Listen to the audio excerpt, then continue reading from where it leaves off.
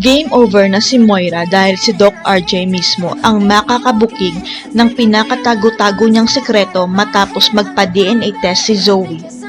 Nagpasimpleng ship DNA test si Zoe kay Doc Fidel upang malaman kung totoong magkapatid sila ni Annalyn at panatag si Zoe na hindi. Gusto kasi masolo ni Zoe ang ipapamana sa kanya ni Doc RJ dahil siya lang ang totoong anak dahil si Annalyn daw ang fake daughter.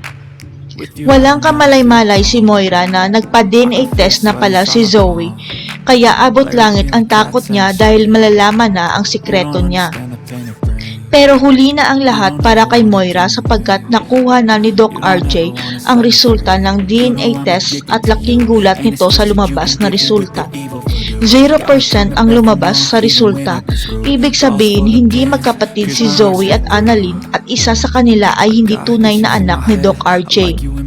Hanggang sa nalaman ni Zoe na siya pala ang hindi totoong anak ni Doc RJ kaya mas lumala ang sakit nito hanggang na ospital si Zoe. Malalaman na ng lahat kung sino ang totoong ama ni Zoe sapagkat mangangailangan ito ng dugo sa operasyon at hindi pwede si Doc RJ. Laking gulat ng lahat nang mag-offer si Doc Ray na siya ang mag-donate ng dugo kay Zoe dahil sigurado siya match ang dugo nilang dalawa. Mabubunyag na ang sikreto ni Moira na si Doc Ray pala na matalik na kaibigan at katrabaho sa Apex si Doc RJ ang totoong ama ni Zoe.